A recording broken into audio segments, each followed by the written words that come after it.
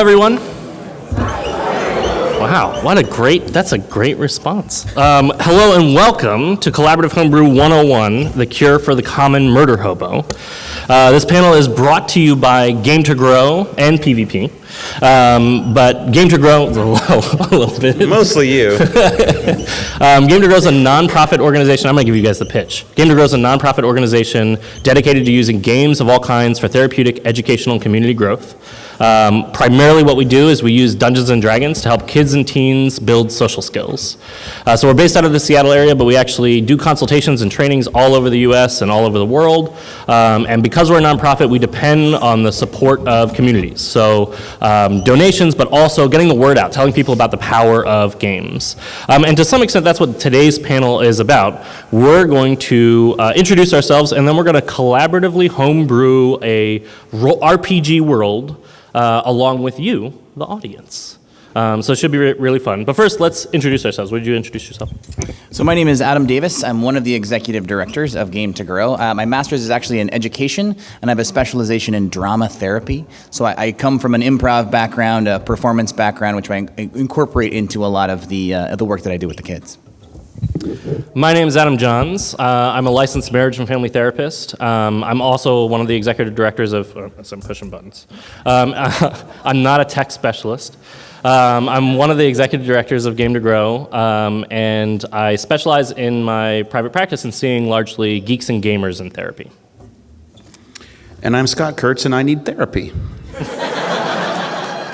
And that's why I'm friends with these guys, in the hopes that I can get it for free.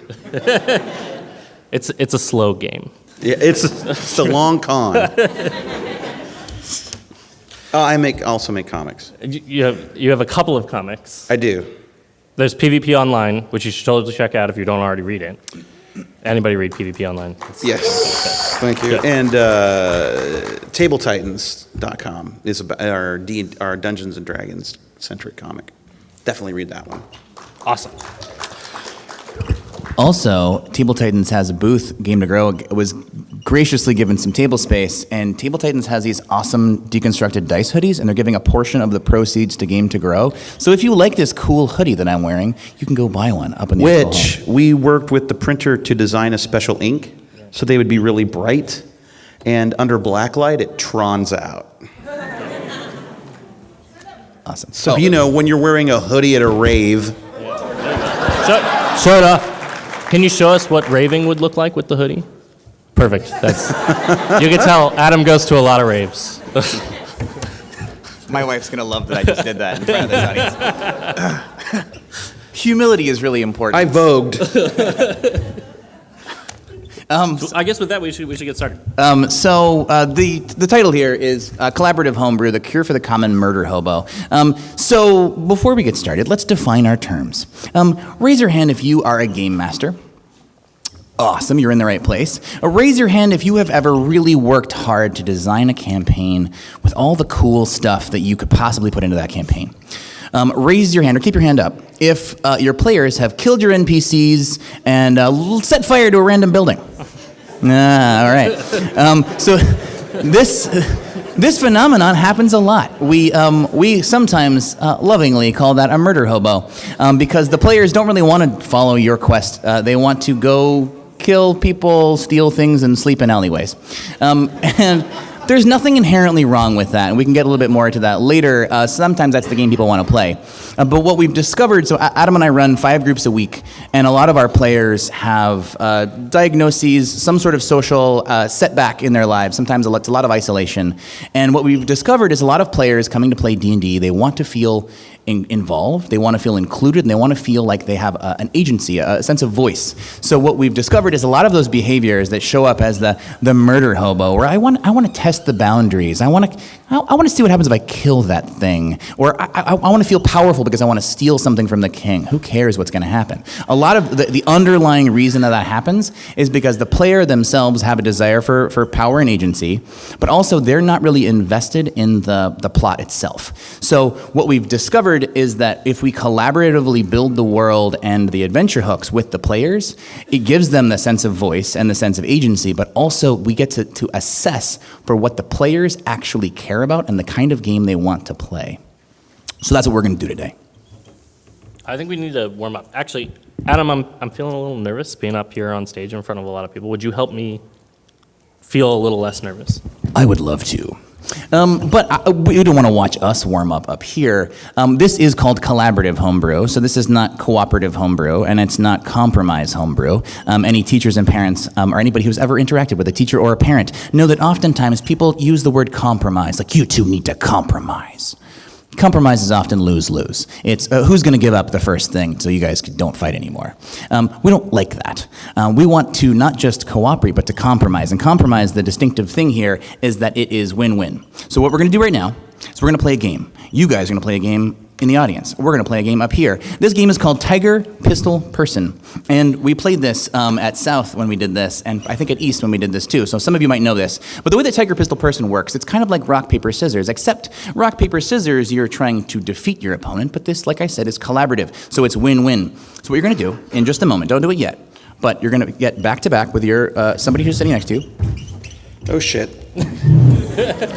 And then you guys are going to turn around. Whenever the impulse strikes, you're going to turn around and you're going to make one of three different gestures with your body. It's either going to be tiger, which looks like this, or this, pistol, which looks like this, pew, pew, pew, or person, which looks like this. And your goal is to do the exact same thing as the other person. If you turn around and you do a different thing, you try again. And if you get the same shape as the other person, you guys both win and you celebrate. So turn around and do a tiger. Oh, pick tiger? Yeah, pick tiger. All right. Tell me what to do. And if you pick tiger, you both have a little play fight.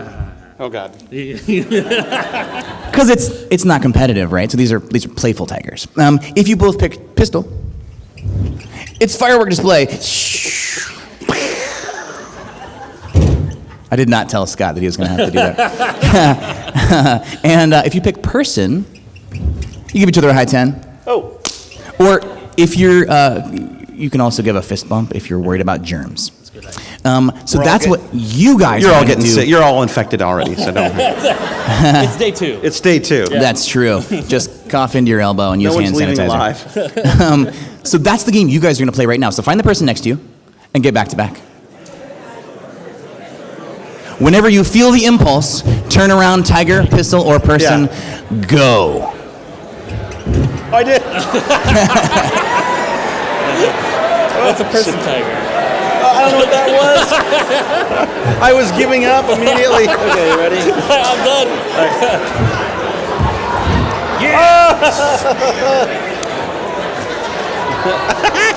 These guys.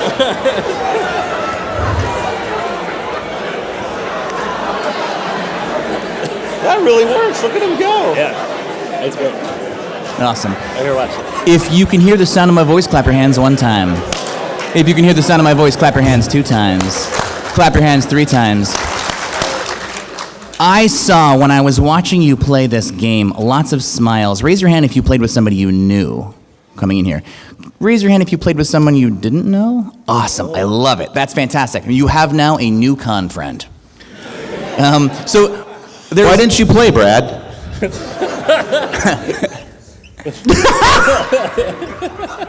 I did. I made a tiger. There's a theory I like to think about here, which is that there's not resistance. Resistance comes up a lot in therapy, but resistance is just people who aren't warmed up yet. So I'm hoping you guys are all warmed up because the next phase of this is going to involve some inclusion from the audience.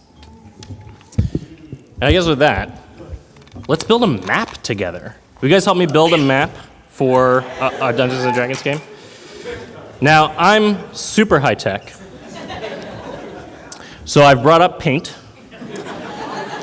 No, I'm sorry. Oh. That's my Boy, friend, Brad. Scott, you're mean. Fuck up, Brad. It was tiger, pistol, person.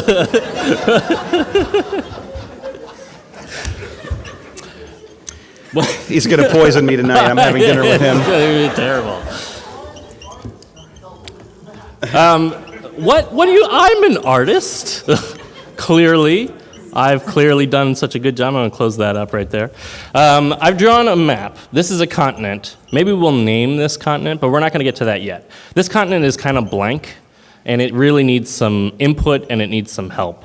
So I'm going to have the panelists and people up here add some stuff, but then I'm going to ask, I think we'll start with 3 people to come up on stage and add stuff to our map. So if you're interested in coming up on stage and adding stuff to our map, it'd be great if you could line up down at the bottom of the ramp, or I guess the top of the ramp works fine, and then we'll have you come up. It was just going to be first come, first serve. It'll be a madhouse. But first, Adam, you can go ahead and start lining up. Adam's going to add something to our map, and he's going to add some kind of geographic feature.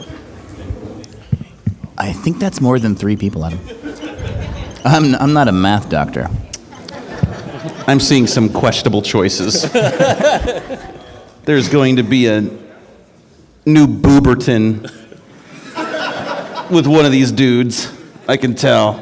No breast references, guys. And then a chick comes up and goes, new Booberton. The most qualified person for it. You can see Adam's also a brilliant artist. He drew something that's... Thank you. That's very nice. Supportive. He drew something that's maybe a mountain. Raise your hand if you think that's a mountain. That is a mountain. But the brilliant part about this is that it can be anything. We haven't named it yet. We haven't given it any kind of story or anything like that. And ultimately, if we need to, especially as the Dungeon Master, decide that it is something else, we now have the power to do so. Adam has drawn something on here, and he's let it go from that point forward. And I'm going to have Scott do the same thing. And the pressure's on now. That's fine. Anywhere? Yeah. God damn it. Shut up.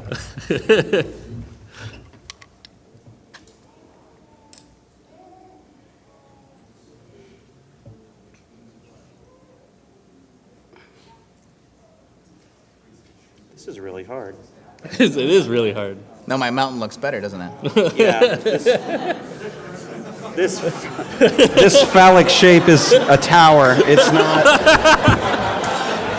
What was the problem that we were expecting with the... What is this, MS Paint? It is exactly MS Paint. Dang it. In Clip Studio, I could have used a perspective tool. I was worried my mountain was too phallic. That's true. Perfect. So now we have some kind of a mushroom tower. 2 phallic shapes. So I'm going to move over to the other spot. Oh, could you grab that? What do we need? Oh, yeah.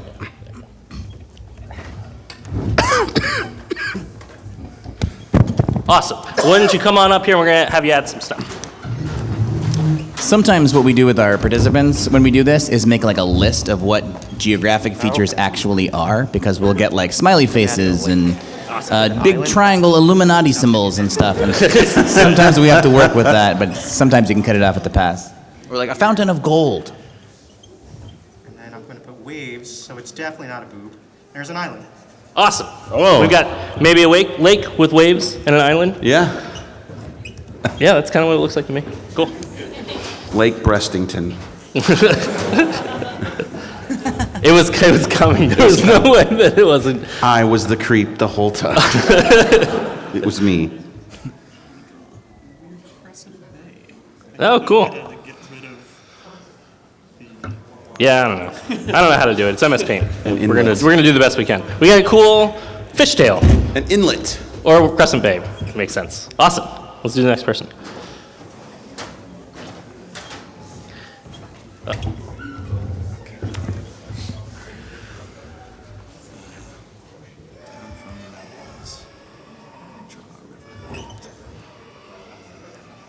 Nice.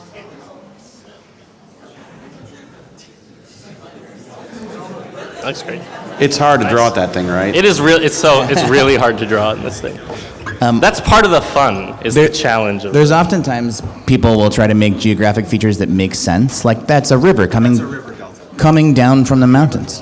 And I've also had players like disagree with each other. Like that's not how rivers work.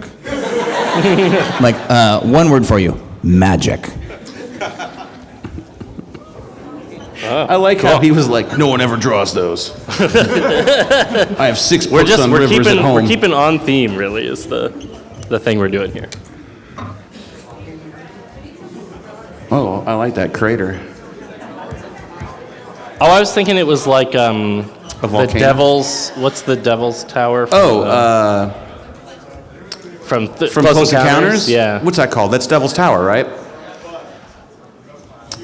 But the natives thought it was a big bear that made that. Yeah. I've been there. Have you been there? Yeah, it's crazy. So I grew up in Arizona, and awesome. Perfect. That's perfect. Is that a castle in the clouds? It is impossible to draw anything in MS Paint that doesn't look like a dick. And that's why nobody uses it.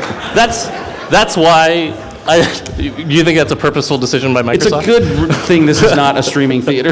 Yeah. You regret inviting me immediately. I have no idea how to do this. That's okay. There's really no good way to do it, so. Let's add like a literal sinkhole to hell. Nice. We have a sinkhole. Love it. Hell. Or possibly just like a big flumph or something. Why? He was very adamant that it was to hell. Just like my marriage. It can't. why can't it be a sinkhole to like magical, wonderful fairyland? It's a sinkhole It's never to a sinkhole. Disney World. To Disney World.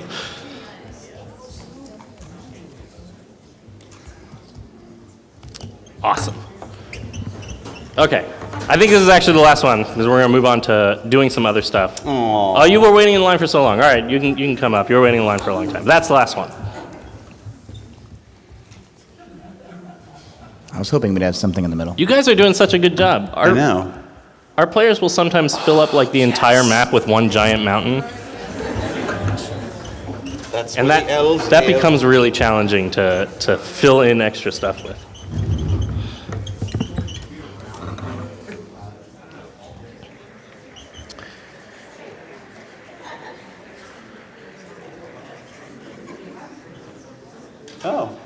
Oh, cool. It's like like a castle, another It's castle. supposed to be a castle. Awesome. Love it. Or maybe a city. It could be like a city with front gates. All right, last one. And then we're gonna name some stuff on our map. So as this last one's getting drawn in, this is pretty cool, right? We have a map now with a lot of really interesting geographical features. And one of the brilliant things about this is we play in a fantasy world.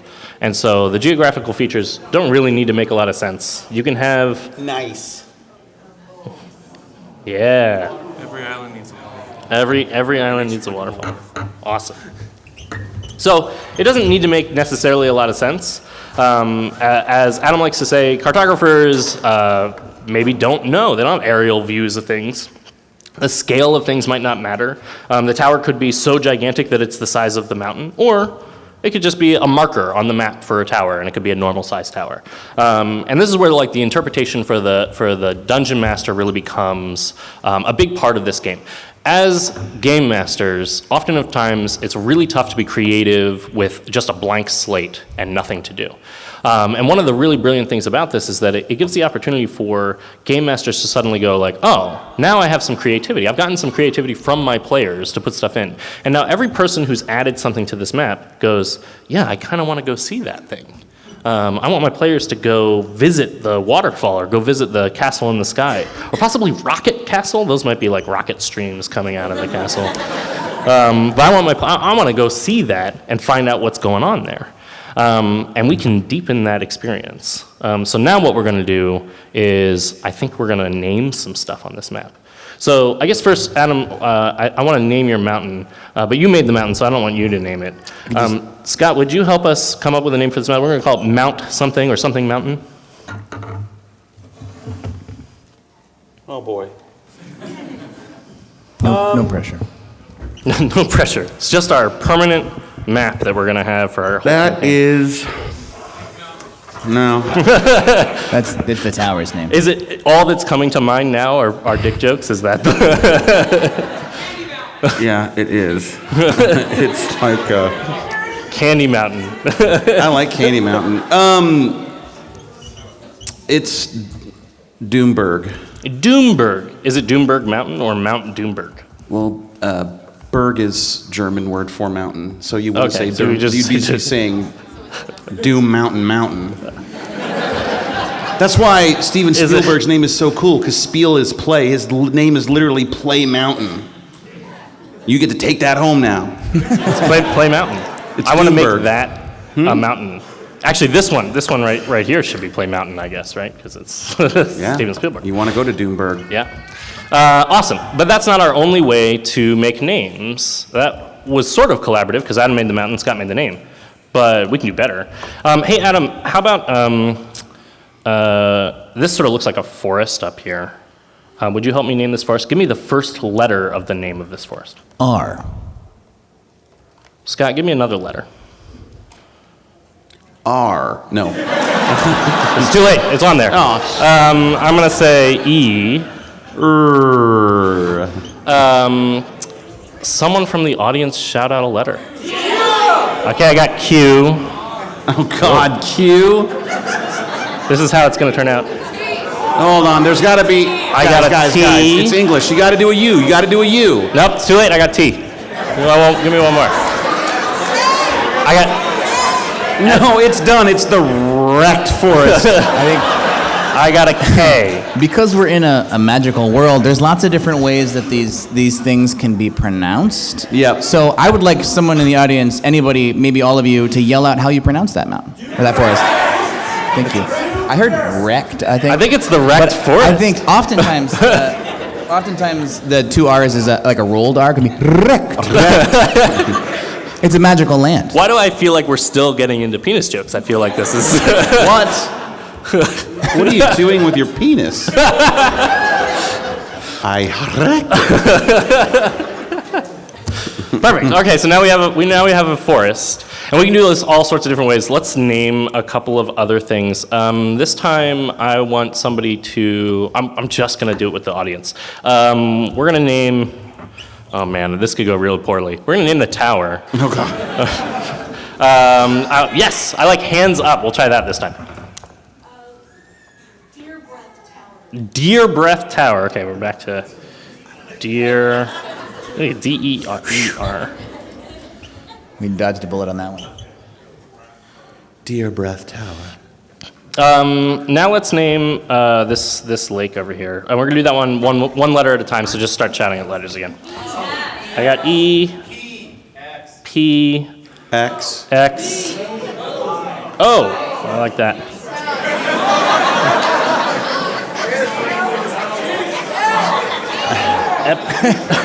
So Epso. Let's get one more. So. L. So it's lake. Epsol. Epsol. Don't take Lake Epsol if you are experiencing. If you are pregnant or might become pregnant, avoid Lake Expol. Epscol. So this is already pretty good. Actually, I do want to name one more. I want to name this crazy crater slash thing up here. We'll do that one letter at a time as well, just to keep it nuts. D. Well, that's a good start. R. E. I'm gonna say doctor. E. I. W. M. Dr. Trewum. I'm curious whether does the mountain have a doctorate? Does the mountain have a doctor or this crater? This crater, maybe? Is You it gotta doctor? go to the center of the crater to see Dr. Hume. It didn't go to Crater Medical School for 10 years to not be called doctor. Yeah, I didn't go to doctor school for 7 years to be Mr. Ewum. I'm Dr. Ewum. But I guess another way to interpret this is maybe on this map, there's like a super famous doctor that lives in this crater. And this is like when you got this map, when your players got this map, somebody wrote in, oh, this is where, if I want to go visit the doctor, this is where I find But Dr. Ewum. Dreum is as Tolkien as we've gotten so far as well. Dreum. Oh, yeah. Yeah. And we work with a lot of kids, and so sometimes we will have like, give me a letter, F. Give me a letter, U. Give me a letter, C. New choice. New choice is a really good one. Or oftentimes we'll write them in a different order. And then it just turns into a completely different word. Or I'll insert letters in between them as they're doing it. There's lots of great ways to avoid putting terrible words into your map if you need to. So we now have a cool map. We've got lots of labeled places. I'm coming up with some ideas for what we could do, but we're going to take this a step further. I'm going to introduce all of you to what we call the rumor system. And the rumor system was basically something that I developed with a friend of mine. We've used in a lot of our groups as a way to make sure that your players are engaged, as a way to make sure that they're really motivated to be a part of this world. Because they're going to come up with what's going on in the world, but it's a rumor. And so the Dungeon Master then gets to interpret what they say with their rumor. So here's how the rumor system is going to work. I'm bringing this up. All rumors contain these three things. There is a bad thing that is happening in a place, and there's a reason why we care about it. So this might be, there's a dragon that's burning down houses and near Deer Breath Tower, and we care about it because the mayor has offered a gold reward. And that might tell you the player who came up with that rumor really wants gold, they really want to fight a dragon, they really want to go to Deer Breath Tower. It tells you some things about what the player was really motivated by. But when you do this with a table, you're going to get a bunch of rumors, because all of your players are each going to make one rumor. So now I need just 2 people, so the first 2 people to come up on stage and help us make a couple of rumors. I give up my spot if you want to have somebody else make a room. You want to give up a spot? I'll Okay. give my spot. We'll do one more. We'll do 3 people. Actually 3 this time. This was a terrible choice. Why did I make that choice? Okay, come on up. Come grab a seat here.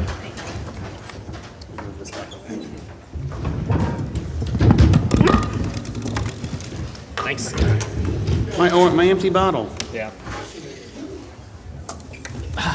All right. In front of you, you have a note card. Scott, you have a note card too. Okay. On your note card, I want you to come up with a rumor about something that's going on our map. The place only needs to be something that exists on our map, but you can add cities. Obviously, we didn't add a lot of cities to our map, so if you want to add a city like the city or town just north of the Whale Tail Lake, you can do things like that. It's often a good way to add some things in. The really important parts of the rumor is that it must contain a bad thing, it must be happening somewhere, and there must be some reason why we as a group, or at least your character, would care about that.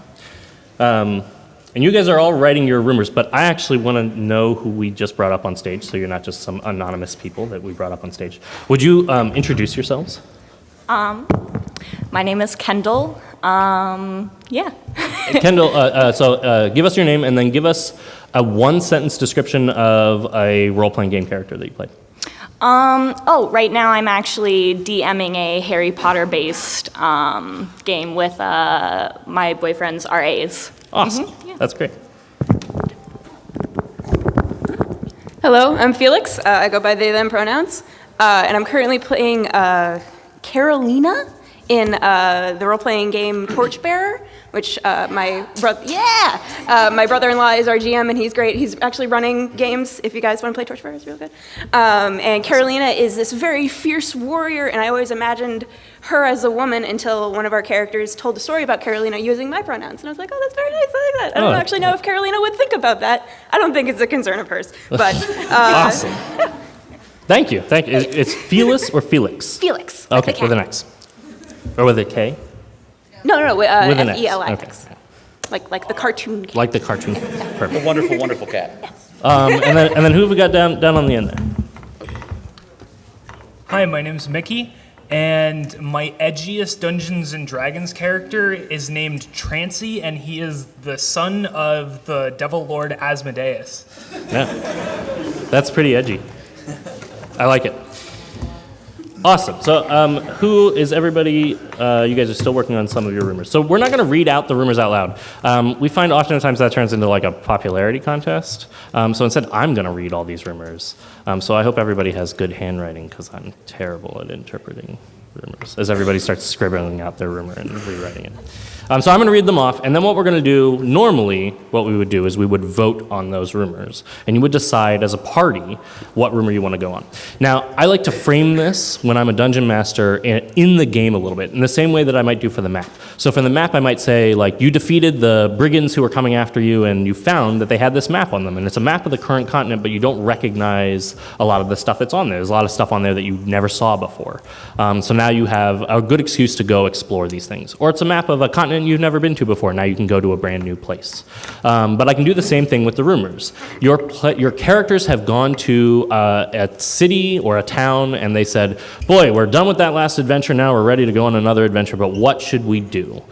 So they all go out individually, and they go track down what kind of adventures might exist in the world. And that's where the rumors happen. And then they come back to the tavern, and they say, well, this is what I found out as their character. And once you guys are done, you can go ahead and pass those over in this direction, and I will read them off.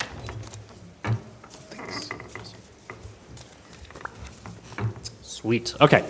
Let's see what's going on in our world. All right, here's one. There are ships disappearing in Lake Epoxel. Did I read that right? Lake Epoxel? Expical. The rogue character wants to loot from the sunken ships. That's a great motivation. And get some fat loots. No one has heard word from wrecked forests, military outposts, in 3 months. The character's brother went there 2 months ago. So there's a lot of possibility of like going after a player plot line, which is really motivating. It's one of the best things to do. It's often really motivating for the entire party as well. To watch one player like really role play well can be motivating for the whole party. An orange ogre with tiny hands has taken control of the castle to the southeast.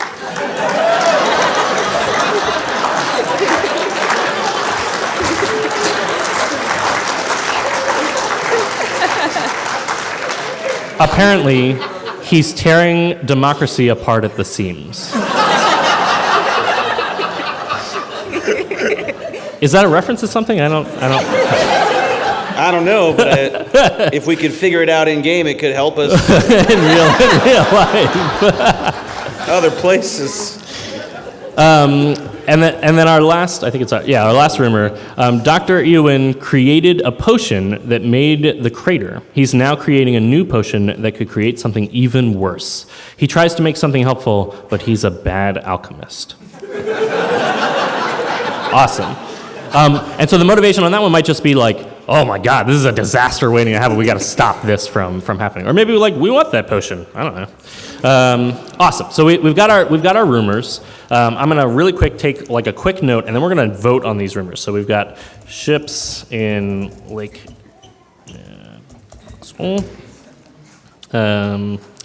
Missing brother in wrecked. Aren't you guys glad? Oh. It's not wrecked without the Q.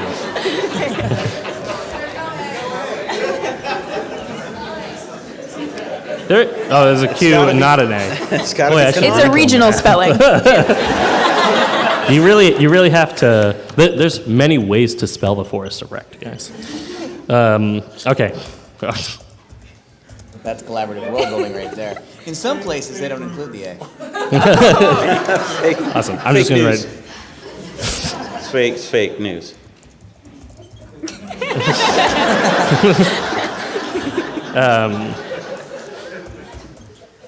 Yeah, Eowyn. Oh, yeah.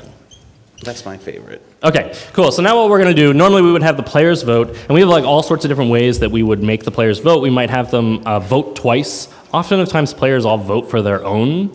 So in order to prevent that from happening, we have them vote twice, and you can vote for your own, but you also have to vote for somebody else's. Or you say you can only vote once and you can't vote for your own. Or we say we have everybody take tokens, and they vote sort of anonymously without knowing what other people have voted for. We have them all vote at the same time. There's all sorts of ways to sort of avoid if you think your players are going to wind up at a big tie and you need some way to do a tiebreaker. But in this particular case, you, as the audience, are actually going to vote. vote for where we take this next. Luckily, I have with me a super, super sensitive, very functional audience meter called Adam Davis. So Adam Davis is going to basically be the audience meter. Now, when I say super sensitive, what I actually mean is that Adam is deaf in his left ear. And so he's going to turn his head like this so that he can actually hear you. And I'm going to read down the list. And then you're going to cheer for the one that you want to pursue, because we're going to make some more interesting stuff off this rumor that we pursue. So let's start with the ships sinking in the lake. Go ahead and cheer if that's the one that you want to go after. All right. All right. And how about the missing brother in the Forest of Wrecked? Oh, that's pretty good. And then how about the orange ogre? Yeah, that's close, but I think. And then last, Dr. Ewan's potion. Oh. I think, Adam, you're the meter here. Which one? I think that was the potion. I think it was the potion. I think we're going to pursue the potion. Can we have one more cheer for potion? Oh, we want one more cheer for potion. We've got to double check it. So, One more if you cheer want for the potion, potion. give us one more cheer. Okay, all right. Cool. In that case, we're going to pursue the potion. So, would the panelists that we have each let us know which one you had created? I was the potion. Yeah. I had the brother in the forest. I did the ships in the lake. I'm very scared for the future. Okay, so for this next part, we're going to do the second half of rumors. Now, the first half of rumors is this. We create a bad thing that's happening in a place, a reason why we care about it. But the rest of the players might feel a little left out that their choice wasn't picked. So for the second part of this, we create what's called gossip. And the gossip is further information about the rumor that we collected that everybody gets to add into. And that information just becomes extra gossip that you have heard about this one particular rumor. So we know we're going after the potion rumor, but we don't know anything about any more information about this. So we're going to have the players, or in this case, the audience, come up with some one-sentence lines that are extra information that you have heard about this. Actually, why don't we have you guys come up with some extra information first too? Scott, what else do you know about this doctor and this potion? Nobody knows how he survived the potion that made the crater. So there's something about him.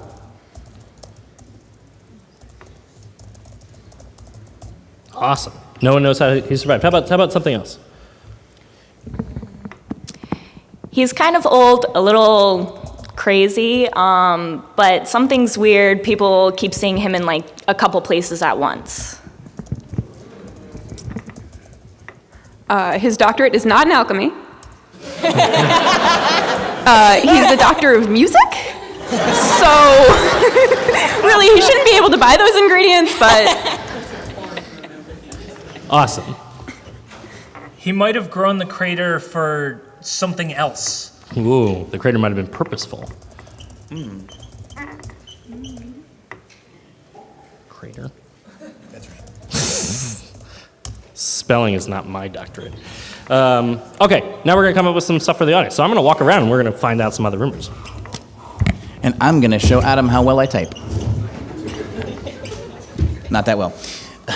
One thing that's useful to know about gossip is that it's totally the kind of thing you might hear like Philly, the city of brotherly love, which may or may not be true. It may or may not have a seed of truth, and that's how the gossip system works too. So if you might say something like the doctorate in music, that may be true. It may be a rumor that it might have some part of it is true. It could also be partially true. It could be a doctorate in music, and he has a doctorate in alchemy, or maybe he has a doctorate in music and wood carving. Both equally useless when it comes to alchemy. Musical alchemy. What is an additional piece of gossip about this? He smells vaguely of lemons. He smells vaguely of lemons. This is a lemony fresh doctor that we have here. How about, let's go over here.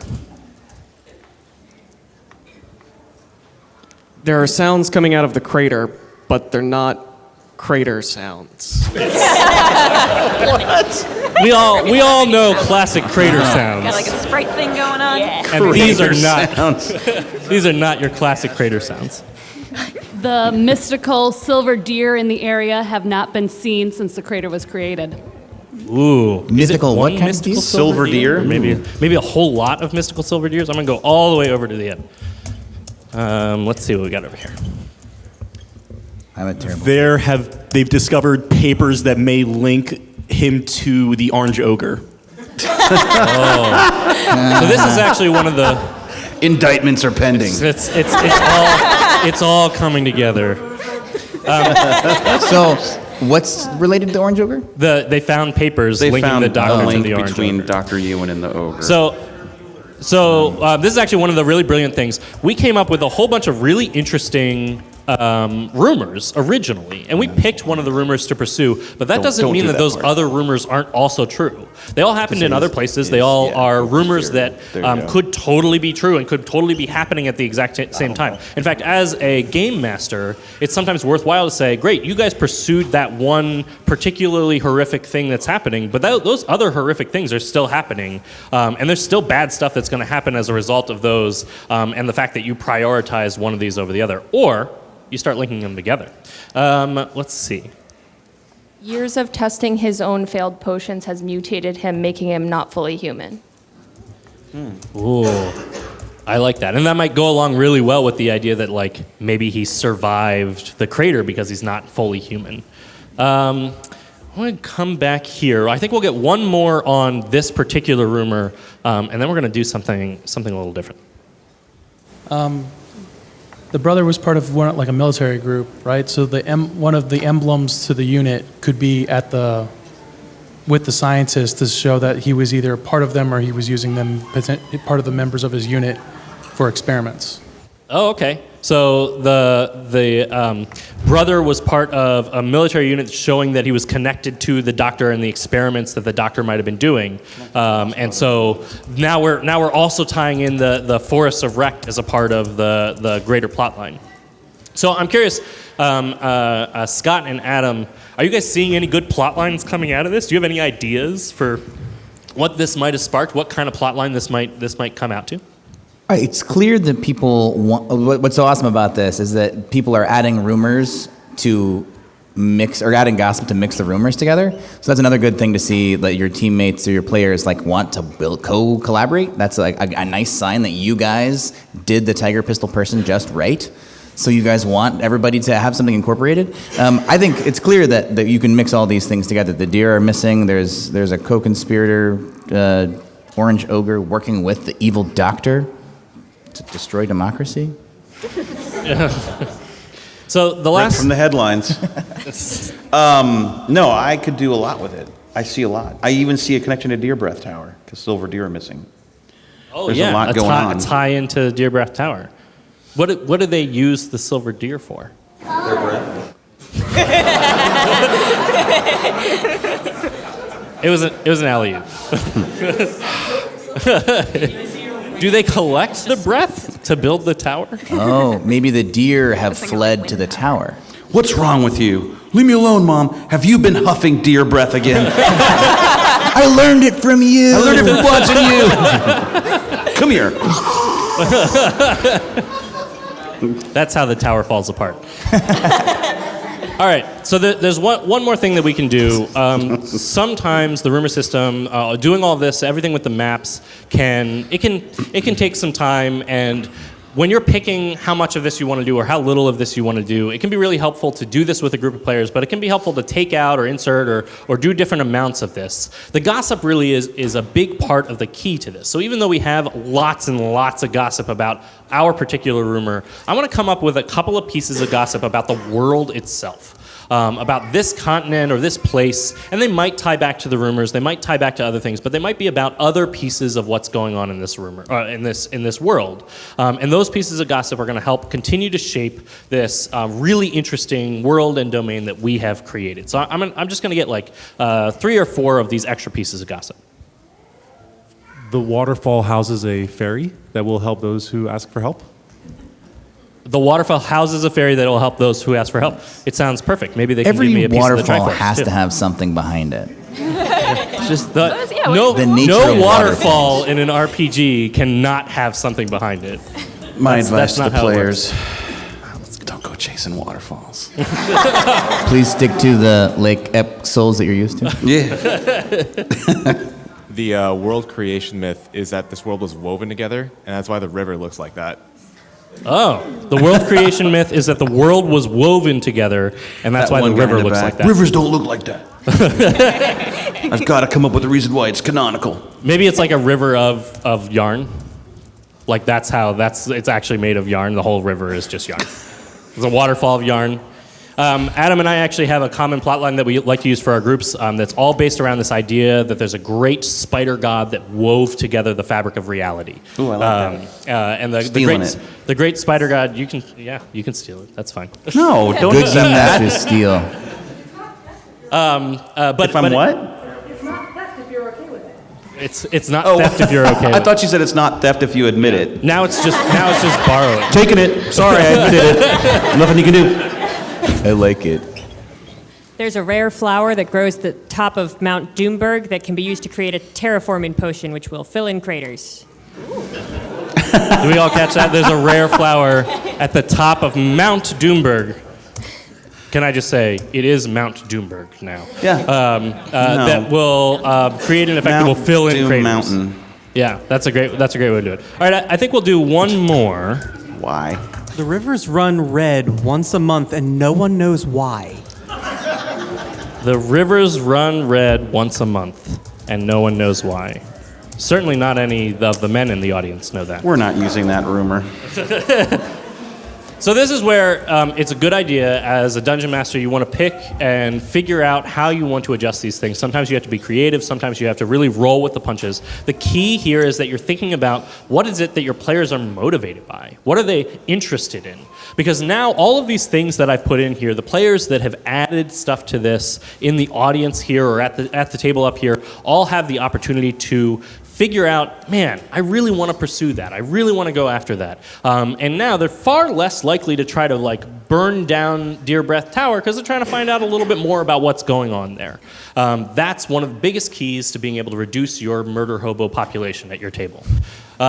We've used this kind of collaborative building technique in all sorts of campaigns across all of our groups. We run 5 groups a week, serving up to 40 kids, and we've used this all over the place. And it's made for some really interesting campaigns. I actually have. It was interesting that nobody picked that flying castle over there.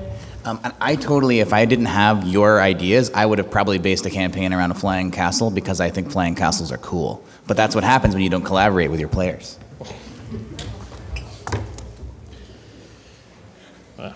All right. You guys are just uncomfortably sitting up here. You having a good time? Yeah. Okay, perfect. Could I volunteer something? Yeah, do you want to add something? I think there's definitely 2 separate groups of people living on this island based on language dispute. So there'd be 2 different languages at the very least, probably different populations, and probably some crossover of those populations causes some tension. Oh. I shouldn't do Mount this. versus I bird. would like to interrupt this for a second just to say that for those of you my age, this was not cool when I was a kid. The fact that we're all here at a convention that wraps around the block 3 times because this stuff is cool now, I'm both excited about and I'm also kind of because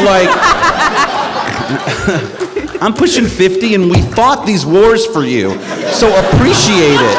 Because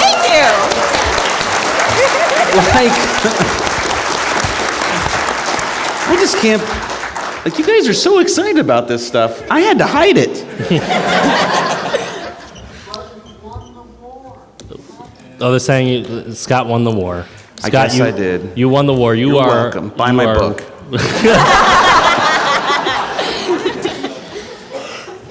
Actually, along those lines. Yes. If this actually loads. Oh, perfect.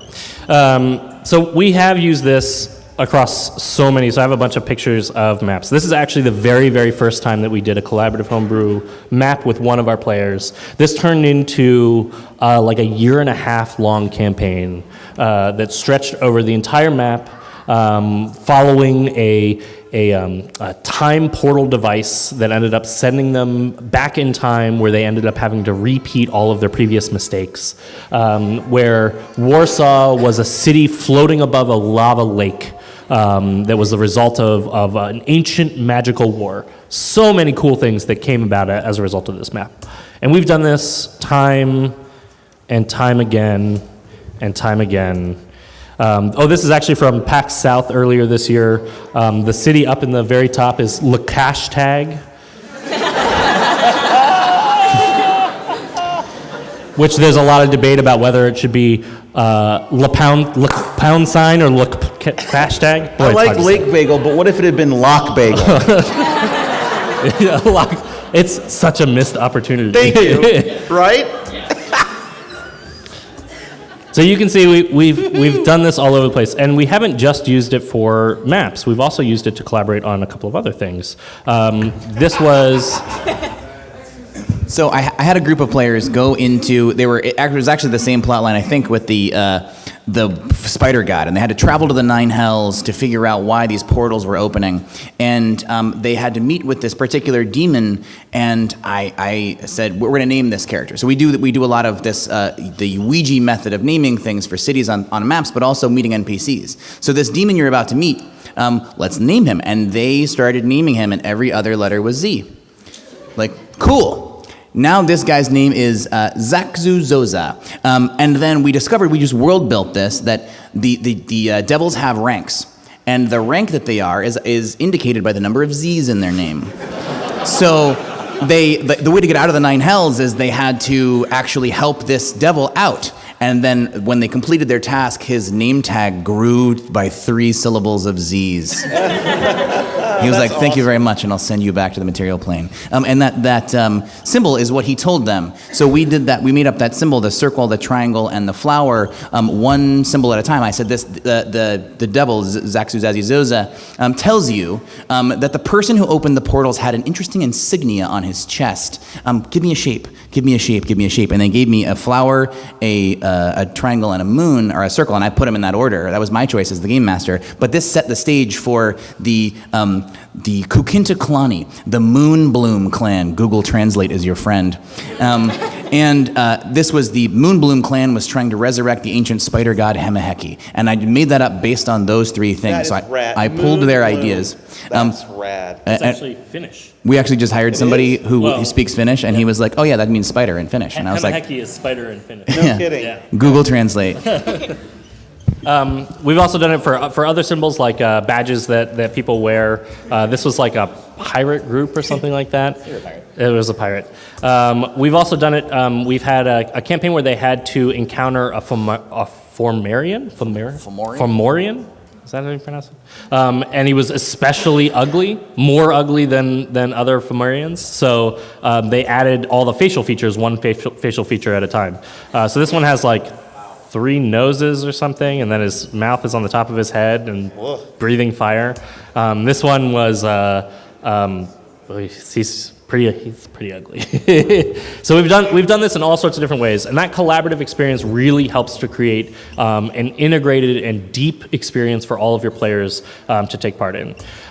So we're going to wrap things up, but before we do, we're going to plug a couple of things. The first is Game to Grow is actually working on a Kickstarter that's going to come out in the next couple of months called Critical Core, and it's going to be a take-home kit for parents and teachers and therapists to take some of the work that we've done into their own homes and to introduce a lot of people into role-playing games who've never played one or have never seen it before.